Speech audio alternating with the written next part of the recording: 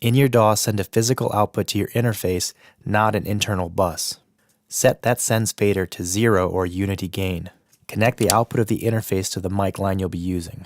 In a home studio situation, you would be connecting your interface directly to your reamp box. The front of the interface has an XLR input, but it takes line level, unlike a DI box, which would be expecting mic level.